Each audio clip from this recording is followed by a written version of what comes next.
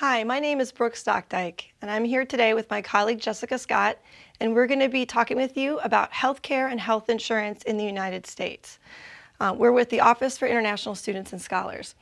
Healthcare and health insurance may be something you have thought about, maybe you haven't thought about it because you've been fortunate enough not to get sick or hurt, but we want to make sure that whether you just arrived or you've been here for a while, that you know what to do when you get sick or hurt. So the hope is at the end of this presentation, you'll be prepared the next time you need medical care in the United States.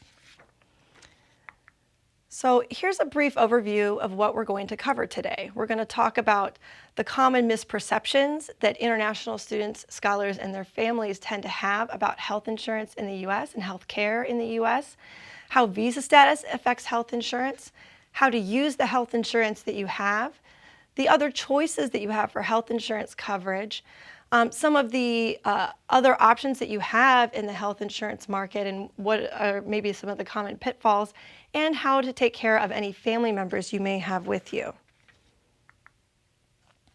So part one is understanding health insurance in the United States. So this is kind of a broad overview of the health insurance situation. So here is the front page of an article that appeared in Forbes magazine talking about how well people understand health insurance. So the result of the article is that Americans don't really understand health insurance all that well. And so you're coming to the United States from a different culture and you're using a different language.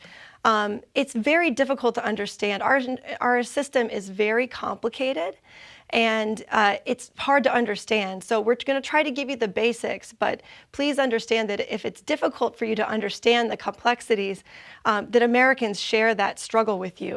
It's a complicated system overall.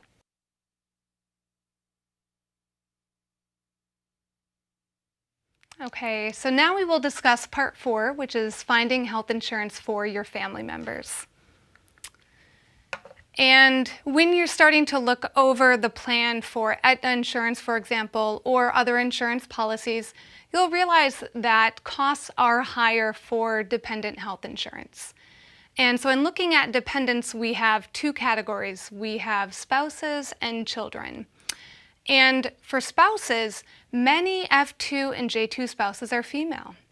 And many are present in the U.S. during a time in their lives when people are having children, so mid to late 20s, early to mid 30s, and maternity coverage is very high in the United States.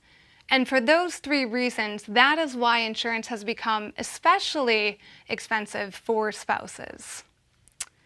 Now, on the other hand, for children, the costs are high simply because children are continuously having to undergo routine wellness checks. They're being vaccinated quite often. And also, children are a little bit more susceptible to illnesses and injuries than adults. So they're more frequently visiting the doctor's office. And for those reasons, it is that the costs are higher for dependents, and that especially you will see with the Aetna health insurance that costs are higher. And in recognizing that, we want to be aware and make sure that you are also aware that there are a few options as alternatives. As Brooke had mentioned earlier, there is no government assistance available to individuals who are on the F1 or J1 visa or F2 and J2 dependents. However, some of your dependents, so for example, if you are an international student and you have a U.S. citizen child, that child is eligible to access Medicaid. And so that may serve as an alternative for that child in being able to receive medical care. A second option potentially could be the Ingham Health Plan B. So the first thing to be aware of is that Ingham Health Plan B is not an insurance policy. It's simply an insurance health coverage.